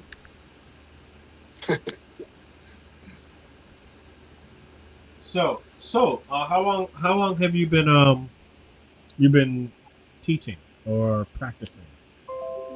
Wow.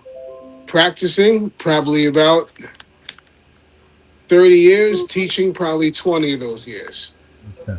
And how many do you actually have a school, or Let's see. are you Well, you teach 30. privately? Let me go back. 30. Oh, goodness. Okay. Yeah. Probably longer. Started at 8 years old in Oh, various methods. And yeah. So what was that last question, my friend? Yeah. So what was Here that we last? go back to the repeat. oh dang. I know what the issue What was is. that last statement you made? I don't even remember. It was if you had a school, which I know the answer to. Oh, If you there had it a is. school or anything that you teach through. Yes, I did have a school for quite a while in Los Angeles. I'm Okay. relocated to my hometown, New York now, so I have not opened a brick and mortar place here as of Where yet. were you here? And when were you here? In LA, because I'm in LA right Oh, okay. I was in Mount Washington now. and Venice Beach. Okay. Because Yes, I lived in Mount Washington. okay, nice. Yeah. Okay, off of Back in the day. In the back early in the day. 2000s. About 2002. Right, Okay. right when Stone's Throw was starting to do their thing. Oh, the label, yeah. Yeah. Well, and they They were would in do Mount shows Washington. over at the air. They're in Yeah, they would have Highland shows over at the airliner over there. Park. Yeah. Mhm. Yep, and I had a school off of West 42nd Gotcha. up in the hills there. Yes. Okay. All Yeah. right. I know where you were. Close to Fig. Close to Fig. Yeah, Mm-hmm. indeed. All And right. me and several individuals put in a lot of work and research over those years. It was a good time there. And I also held classes in Silver Lake and out at Venice Beach, outside. Pretty awesome. Yes. What made you get into the arts? Was there something that happened in your life, or you just always were in it since you're 8 and it was just your thing? Uh, it was kind of a thing in my family with my dad and my grandfather being people who were physically capable and into handling himself and that kind of thing, and being figures in our community, affecting the quality of life there. So I kind of always had that inspiration, looking up to those guys and being groomed by people who were strong and of assistance to the community. So that's kind of how I got into it. How has it been post COVID? How's it been post COVID? Very interesting. Post COVID, we're now in an era of everything delivered at home. So people would put out the effort and the energy to go acquire things they wanted, whether it required you traveling across town on a train or driving or what have you. And people are a lot less quick to activate and travel to things they want because of the intensified online living. So I found that's been the biggest thing as far as post COVID is the difference between the in-person interface. some people are missing that and actually tired of being impersonal. So it's been a strange environment to traverse, and everything seems to have transferred to online learning, online study. And we have these supercomputers in our hands, so you can kind of study anything standing in one place. People tend to do everything in one place. And I'm not exactly sure how that's affected the value and mentality of people who want to be practitioners at things, because there's so much stimulation, there's so many things that people are watching at the same time. I don't know if they get the same level of immersion and focus when it's not in person. So are you teaching online? I am. Okay. Now, let me ask you this question. Before you ask another question, Okay. before you do that, what I want to do is have Miss Shelby come back up real quick. Okay. Because she gave us a lot of time today, and I'm really thankful and appreciative of that. So I just want to have her come up and have her say her good evenings, and also share with the people where they can find her and the name of her event she has coming up. So Miss Shelby, if you don't mind coming up for one moment and just letting me do this with you, so people know how to reach out to you, and then I will and be thankful for you and allow you to go on with your wonderful evening. And so if that's okay with you. I second that. Here. Okay, so everything is frozen for her. I'm getting a text from her behind, so that's probably what's going on. So ask her for her information and then give her a shout out, and then at least you can announce it for her. Okay. That way she's covered. Meanwhile. Yes, sir. So in person, what do you see a difference in person versus online? Are people grasping it better in person because you can literally twist or move their hand in a certain position? Well, in person is always going to be better, because you're in real time, you're in physical contact, we're dealing with physical culture, so that's always going to be superior. You'd find it quite impossible to learn something like the pole vault without the person being right there with you.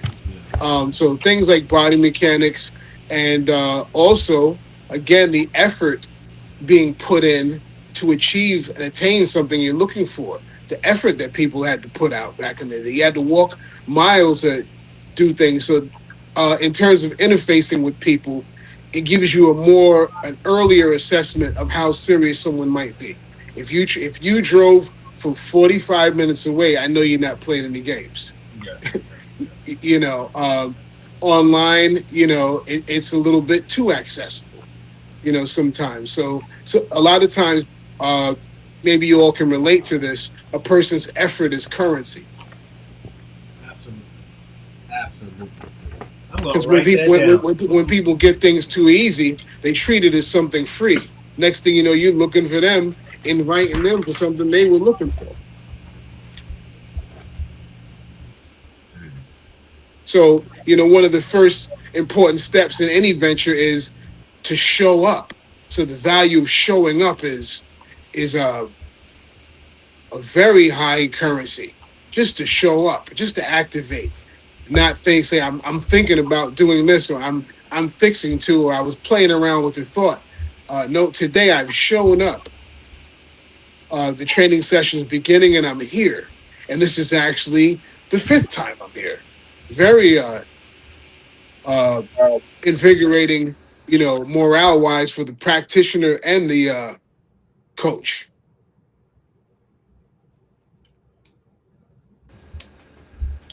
All right. So you're in New York, correct? Yes, what part sir. of New York? I'm in the Bronx. Oh, yeah, Bronx. I need to Yes. send my son to you. Okay, my nice. son's 24. Would you like to shout out your location or no? Yeah, I'm coaching out of Van Cortlandt Park. Van Cortlandt Park. Yep, one of the largest parks in New York City. I was okay. Make Central Park look like a sandbox. And how does one get in contact to make an appointment with you? I can be reached at coachsudan@gmail.com. At gmail.com. Yes. I can also be found on Facebook at the handle Bronze Tiger, BronzTiga. I'm gonna tap into you right now, your Insta.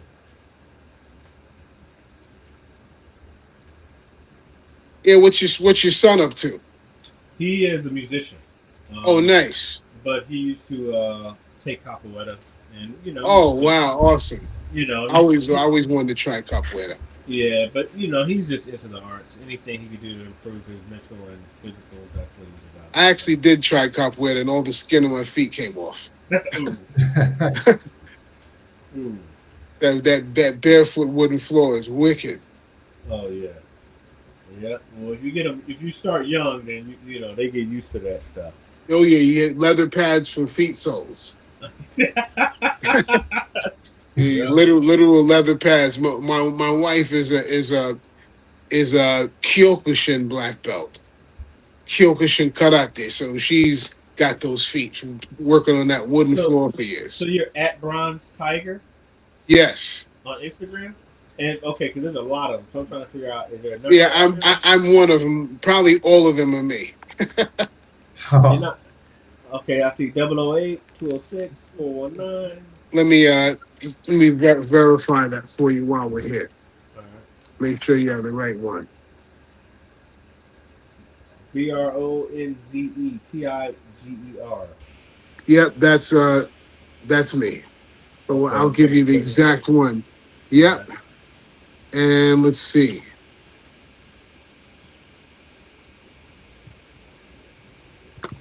Stand by.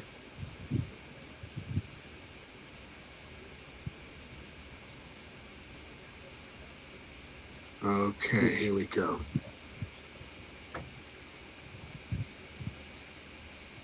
Talib, you've been real quiet. I want to hear something from you, man. Oh, I was literally. You do that every time I'm about to say something. You like read my mind. I was gonna say, I'm gonna be right back. I have to take my companion out for a walk so she doesn't. Where's your companion? Let us see your companion. Come here. Little one. Little Rain. She needs to go There to she the is. bathroom. What up, Ren? Rennie Pooh Pie Pie. Yes, That's my Rain. buddy right there. Yeah, sure. Yeah, she's staring at your square on the screen. She know my face. She know me. So look, if you gotta Yeah, go, buddy, I was gonna take her out earlier, and then you told me about the stream happening, so then I jumped on. all right. Well, if you gotta jump, it's all good. You know, we'll be back next week. You will be right here with us. Okay, let's see how I can do It's the same day next week. Mm-hmm. Every Share week, profile. same day, same bat channel, same bat time. Here we go. Copy link. Okay. Here. All right. Yeah, I'm gonna have to go to take her out. I don't think she can. Yeah, go ahead, handle your business, man. We appreciate you All right, coming cool. on. Yeah, I just want to say thank you. Thank you for having me on. I really feel like I was just here absorbing wonderful knowledge. I did not expect to see Shelby on here and talking about all that. I was taking a page out of Sheffrin's book. I took my notebook out and I was like, I'm writing this down. This is a lot of useful information. Yeah, listen. Even what Sudan just said before, when he that effort is currency, and talking about how people can abuse that and how that looks. Yeah, that was powerful. I was like, wow, there's a lot of great minds in here, all sitting in here. So even though I feel like I didn't contribute a lot, I appreciate just everything y'all shared with me and allowing me on here. I just appreciate being invited. So Right. Same. Yeah. And see, Dan, it was amazing to see. Oh my gosh, you already know I love seeing you again.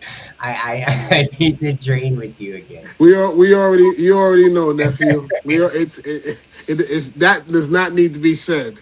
Yeah, the You can first thing I thought when I saw you, I was like, oh yeah, I already knew it was taking a little longer. He's got to come on here looking correct. we can just laugh because we know the same thing. well, one Good of times. these days we will all be in the same room, and that's what Facts. Oh yeah. Stranger, much stranger things have happened. That's Yeah. nothing. And just a good opportunity to mention this is the three gentlemen that'll be doing the workshop. It's going to be me, Sudan, Sephron. We're going to have a microbiotic nutritionist on board. Mhm. When they get on board, we'll introduce. They'll have them come on the show and talk about the nutrition. You know, so you're looking at what the people who's going to help change what you got going on. Right, we have a getaway transformational seminar we're putting together, where it's going to be 4 days, everything included. might be more. You know, we'll be building up. We'll have different events and different ones with different time spans to it. But initially, we're looking at doing a 4-day with transformative retreat where you get powerful transformation of the body with the qigong, powerful transformation with Reiki, powerful transformation with the hypnotherapy. When you put all of those modalities together, right, Yeah. you're going to experience something. Everything we're going to offer is something you're not going to have to wait weeks to feel. These things are going to be things you feel day one at your first experience there. You're going to feel powerful transformations. And by that 4th day you leave, you will be leaving with a well-defined toolkit that's going to assure you the success you're going out there looking for. Because we're putting something that's very powerful and that it works. It's been proven. We've used it. We all the men you looking here have been through great tragedy and overcome it all. Right? You are looking at people that built themselves up from nothing, the lotus flower in the mud. Right? What we bring into you is going to be something that made us who we are today. And we know that it's going to be something, when you experience it, it's going to bring that memory back. Because we're not going to teach you anything you don't already know. No one had to teach you how to breathe. And you still do that. And with every problem you have right now and through every problem you've been through, you're still breathing. So keep your eye out for that. We're going to be coming soon with that. And Sudan, is there anything you wanted to share in particular? Because I know you have a website coming up. Yes. It's going to be a part of, and maybe you want to share a little what that's about. So yes, I love what you just shared as far as that thing and the toolkit and those kind of things. Indeed, yes, having a workable toolkit and not learning it, unlocking it, getting out of your own way is a superpower these days. And that's what we're trying to, inspiring people. I'm under construction now with this Base 44 thing. So building an application, which will be a hub, which will feature various modalities of physical and mind and body culture, from modern martial culture to the more traditional stuff that I do also. All applied, in the same way as far as cultivation and mindfulness and perception and general self-polishing. So look out for that, and I'll keep an update through you and your engines also. We'll just cross-pollinate, keep everybody updated. It's going to be quite a nice thing to be able to reach for, and we're our main focus is general population. The many issues that everyday people face in life. Of course, we advocate being completely prepared for when diplomacy fails. But in that sense, we're dealing with personal power programs. Your personal power, not fixated on that guy over there, can I beat him? But will you fight? Will you fight back? In any scenario, will you fight back or will you lay down? That's the win. And we want to apply that to every aspect of life because, the most deadliest opponents can't be physically punched in the face, and we want to really work on that and bridge that gap between what people perceive as martial arts, for example, and a personal power program, finding your own personal power, accessing your own best self with your own personal toolkit and modus operandi, if you will. So that's what we'll be putting together, a hub for that purpose. Mm. Can't And- wait, and, man. I'm you looking know, forward to 2027. I'm looking forward Yes, to sir. 2027. You can say that again. and maybe mention too. I want to talk about the You fun see of what I it. did there with the repeat, but we don't have the repeat.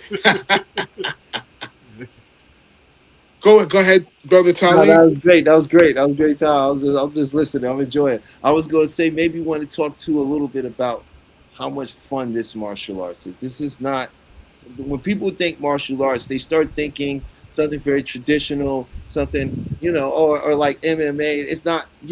They start going a certain place with it. But what we do, what you brought to the table is fun. This is fun. It's I want to go out here and swing the young gun. You know what I mean? Because it's Interesting. fun. It's a fun. Interesting. There's a lightheartedness to what you bring too. Maybe you could share a little bit of that.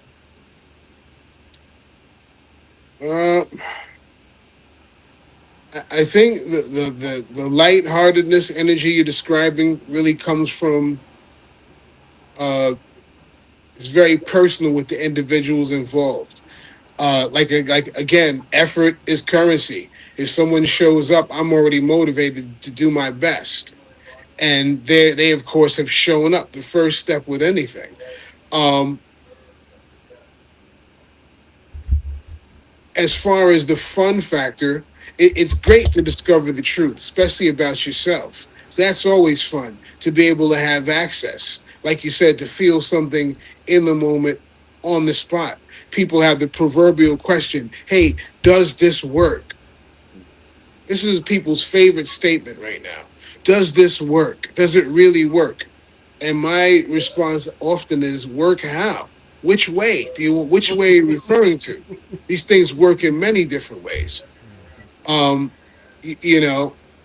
that work? That all depends on you. Because like we say, to know is not enough. We must do. That's Bruce Lee. And the brother said that earlier about, application of the information. So I think the fun factor is the fact that it's something uncommon that's made less overly esoteric, especially the traditional stuff. So we offering what's called complete training. So you have to be able to throw your hands, but you also have to be able to breathe. Boxers breathe, bench pressers breathe, everybody breathes. So even the things that seem esoteric, we point out how actually, as a matter of fact and basic it is to everyday existence. So we over mystify stuff and make stuff tangible, and focus on the doing and not sitting around talking, me waving my hands, talking to the camera every 10 minutes. We get people doing stuff and being active. So transferring the power. It's just like putting someone through mitt work. When someone gets a nice sweat and gets their sweat on and throws their hands in combinations, they feel like a badass. They feel like they did something today. Doesn't have anything to do with anyone else. It has to be, I did that. I showed up, I threw my hands, and I sweated. My breath is better, and they have that accomplishment of going for it. So we want to really motivate people to get up from behind these screens, because that's the thing. Even knowledge in this screen format can be harmful because people aren't moving. They sitting up, trading one screen for another. One screen is a cooking recipe. Then we go over here and see what Mace and Cameron are talking about. Then we over here to Kundalini Yoga.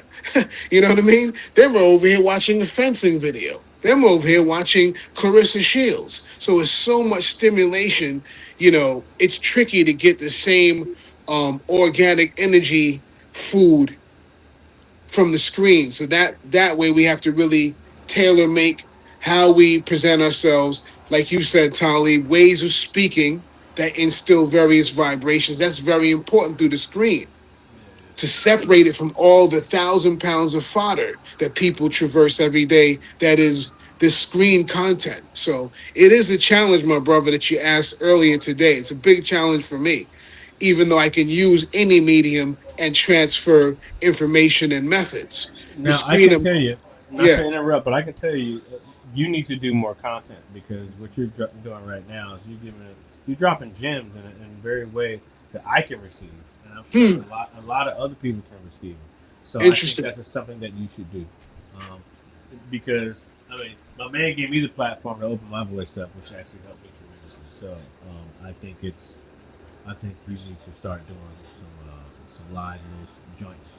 Wow, that's Nah, well real talk. received. That's very well received, and I'm going to take that to heart like gangbusters and triple my effort based on that. Very well received, and thank you. So look, we got Well, to get ready to get out of here because Peach got things to do, and she is the engineer on the show behind the scenes. So we done hit the Thank you, 2 hour Peach. mark. Thank you, Peach. we I'm went looking over forward. today. I'm looking forward to the powwow and think tank next week. I will be in the building bright and early, waiting out front before the show opens. So, Yes, and please, one time, please share, Brother Sudan, where people can find you at. yes, right now you can find me. You can email me at coachsudan@gmail.com. Bronze Tiger, all lowercase, one word on Instagram, and also on Facebook at BronzTiga, Bronze Tiger on Facebook, and more to come. Wonderful. And yo, we know that the website will be coming soon, people. So you'll be able to use. He's building a website where he can reach more people. We could get training, but you reach out to him at Coach Sudan at Gmail, and you can get private Zoom lessons and get your training going now. There is no reason you need to wait to embark on that great change that you want to make, because this is why I love doing what I do as a hypnotherapist, because I don't have to be face to face, because the things that I'm doing can be conveyed from a distance. The same way you don't have to be in one room with Hollywood, but they are definitely giving you the suggestions on what to buy, what to like, and how to feel about yourself. So come see us if you want to change how that is. And once again, Talib, I know you got to go. I want to thank my son, you know what I'm saying, for coming up. And next time we're going to have him share a little bit too about what he does with hypnotherapy and gaming, for all you gamers out there that may want to increase your performance in games as well, because he is a level up competitor, came in 8th place. He's competed in many tournaments, destroyed everybody from Sonic Fox on down. And this is like, we have the footage, we have the proof, it's videotape. So, he's caused some upset in the world of gaming. It was funny to watch it happen in real time as these people collapsed under the pressure of losing to him. So if you want to learn about that, and you may want to, take your skills and become more competitive, he offers a course where he charges you about $25 for an hour to 2 hours of a session, where he will sit you down, walk you through, give you the blueprint, while also teaching you and watching you game, and give you the tools. And by the time you end with him, you'll be very well on your way to understanding what you need to do, and you'll see at least a 25 to 30% increase in your accuracy from what it was when you started. Is that fair to say, Talib? That's very fair to say, yes. All right. So Well once done. again, Chef, you got anything to say? We got always count. Yeah, it's a beautiful episode. Thank you everyone for coming. I couldn't hear you, nice man. to You meet far you. from the mic. Oh, sorry about that. Sudan, nice to meet you. Junior, you know what's up. We got one more to go. Don't forget, I owe you that one. And yeah, thank you for everyone. Shelby, it's been an amazing. You've given us just so much information. I'm so proud to be a part of a show with you on it. And thank you. And give us your site again, man. Come on now. My You know site is Oreha Hypnotherapy. OREHA Hypnotherapy.com. Once again, it is called Oreha, but it's spelled OREHA Hypnotherapy.com. And you can also find me on Instagram that way as well. Wow, awesome. so looking forward to next week. Well Yeah, done. so I want to thank all my special guests and co-hosts for joining us tonight. This has been a wonderful, wonderful show. And as I usually like to leave with some sort of saying, I'm going to leave you with this saying, and it's yours now. The only person I loved and lost and wanted to get back was myself. Let that be a lesson. Have a That's beautiful it. week, you guys. See y'all next week.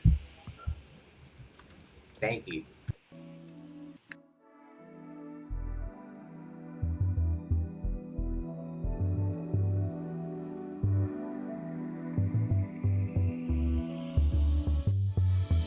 You see, there's been a big misconception in the world of hypnosis.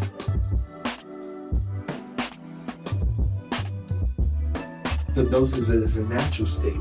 It's something we go in and out of all the time. But we can use that state to affect our own behaviors. So this is a do with. I'm going to work with your unconscious mind. I'm going to work with this 88. You're going to work with the 12, right? Because together, when we work together, we can bring 100% of the mind together. That's the power of your own mind.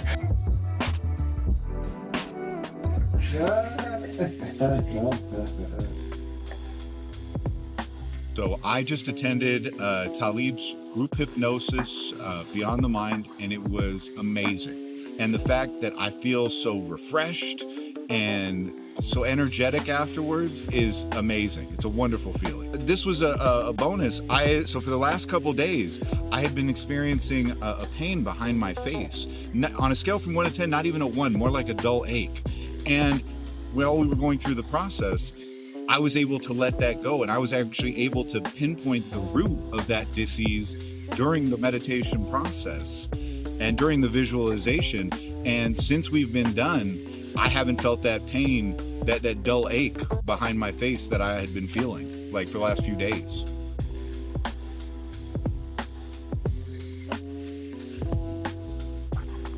If you're in the Las Vegas area, come and give this a try.